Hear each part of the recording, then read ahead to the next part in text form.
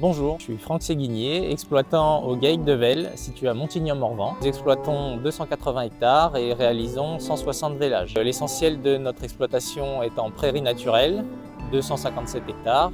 Et nous avons aussi une petite production de culture pour l'autoconsommation et des luzernes et métailles pour la valorisation protéique. Mes motivations pour démarrer un label bas carbone était la perspective que j'ai de développement de mon exploitation. On était inspiré dans cette démarche pour développer notre autonomie en général sur l'exploitation. Donc que ce soit pour la litière, pour l'autonomie protéique, pour l'autonomie du fourrage. Donc je me présente, Florian Châtaignier, en charge de la gestion des dossiers environnement pour la coopérative Sicaret. Et moi, Margot Yaez, technicienne en environnement, donc je réalise des bilans carbone pour nos adhérents.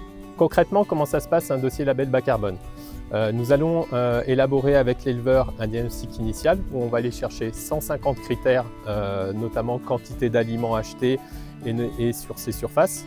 Ensuite, nous allons voir avec cet éleveur un plan d'action par rapport à ce diagnostic initial. Après échange avec le technicien et l'éleveur sur l'accord des leviers d'action qu'il veut mettre en place sur son système d'exploitation. Nous allons élaborer un plan d'action et une simulation pour voir concrètement combien de tonnes de carbone il peut économiser sur son exploitation. Ensuite, une fois que tout le monde est d'accord sur ce plan d'action et cette simulation, nous allons signer un contrat tripartite qui engage à la fois l'éleveur, la coopérative et France Carbone Agri.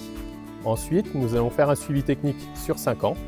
Et enfin, nous allons réaliser le diagnostic final pour voir concrètement les tonnes de carbone économisées. Alors après réflexion, on s'est mis d'accord sur différents leviers à mettre en place. Dans un premier temps, nous avons réfléchi sur la gestion de ces haies. Pour réaliser cet objectif, nous avons implanté 1,2 km de haies et nous avons sélectionné des haies à laisser pousser sur l'exploitation. Donc ces haies ont un double objectif. Une meilleure implantation de la biodiversité. Les haies hautes sont déchiquetées en copeaux pour la réalisation du paillage de nos animaux. Ça nous permet de diminuer les achats de paille et d'autre part, au niveau local, certains maraîchers et certains paysagistes nous ont demandé d'avoir un paillage pour leurs clients biosourcés.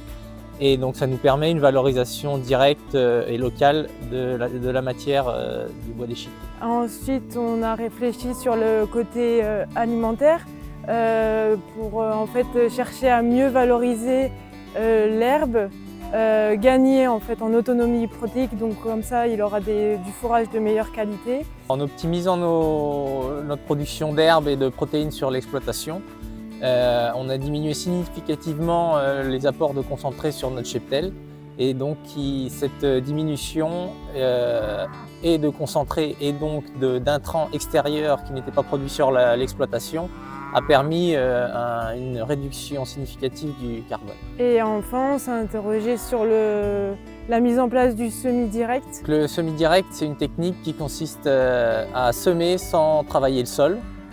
Donc cette technique est développée avec un groupe d'agriculteurs sur un GI2E, donc le GI2E Magellan. En travaillant en commun, on a réussi à développer cette technique et à implanter nos céréales, nos métailles, nos prairies, notre luzerne en semi-direct. Et donc cette technique permet d'éviter la labour, donc le relargage du carbone.